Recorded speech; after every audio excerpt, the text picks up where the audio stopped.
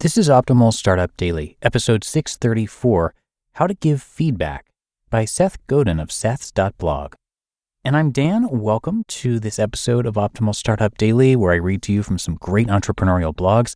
And I'm going to keep the intro nice and short for this Sunday edition, so let's get right to our post for today as we optimize your life. How to Give Feedback by Seth Godin of seths.blog. Blog readers are far more likely to be asked for their input than the average employee. You're frequently required to approve, improve, and adjust things that are about to become real. And yet, if you're like most people, you're pretty bad at it. In the interest of promoting your career, making your day at work more fun, improving the work life of your colleagues, and generally making my life a whole lot better, I'd like to give you some feedback on giving feedback. As usual, the ideas are simple. It's doing them that's tricky. The first rule of great feedback is this: no one cares about your opinion. I don't want to know how you feel, nor do I care if you would buy it, recommend it, or use it. You are not my market. You are not my focus group. What I want instead of your opinion is your analysis. It does me no good to hear you say, "I'd never pick that box up." You can add a great deal of value, though, if you say, "The last 3 products that succeeded were priced under $30. Is there a reason you want to price this at $31? Or, "We analyzed this market last year and we don't believe there's enough room for us to compete. Take a look at this spreadsheet." Or even, "That font seems hard to read. Is there a way to do a quick test to see if a different font works better for our audience?" Analysis is a lot harder than opinion because everyone is entitled to his or her own taste, regardless of how skewed it might be. A faulty analysis, however, is easy to dismantle. But even though it's scary to contribute your analysis to a colleague's proposal, it's still absolutely necessary. The second rule: say the right thing at the right time.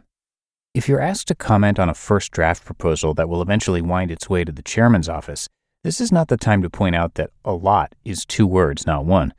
Copy editing the document is best done just once, at the end, by a professional. While it may feel as if you're contributing something by making comments about currently trivial details, you're not. Instead, try to figure out what sort of feedback will have the most positive effect on the final outcome and contribute it now.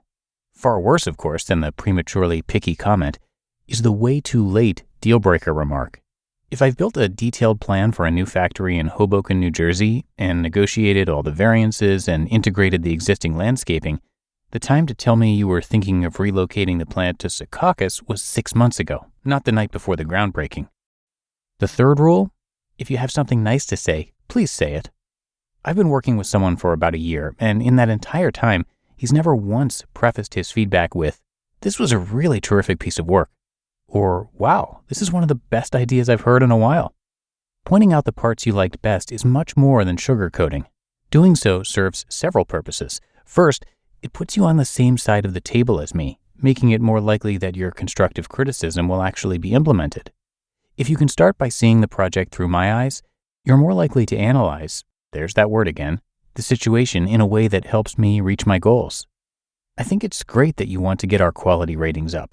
Let's see whether the added people you say this initiative requires are really necessary and whether beginning your report with staffing needs is the best way to get this past senior management. Second, it makes it so much more likely that I will come to you for feedback in the future. It's easy to interpret the absence of positive feedback as the absence of any sort of approval or enthusiasm. Finally, being nice to people is fun. If I haven't intimidated you with my other rules, here's the last one. Give me feedback no matter what. It doesn't matter if I ignored your feedback last time. Maybe that's because you gave me your opinion, not an analysis. It doesn't matter if you're afraid your analysis might ultimately be a little shaky. It doesn't matter if you're the least powerful person in the room.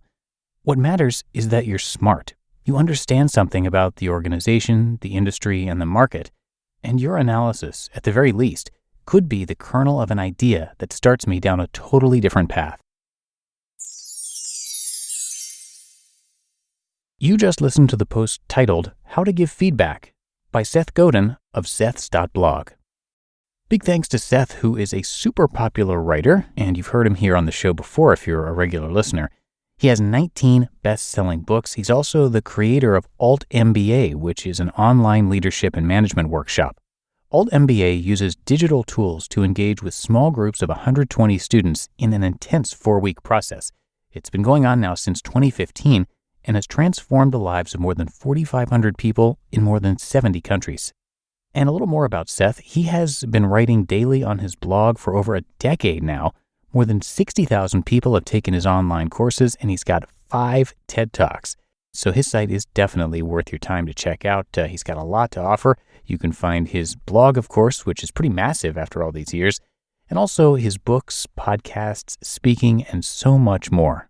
And again, it's all at seths.blog. Okay, I think that does it for today. That wraps up the weekend here on Optimal Startup Daily. If you're listening in real time, thank you so much for being a subscriber and being here with me each and every day. And I'll be back with you tomorrow for the Monday show, where your optimal life awaits.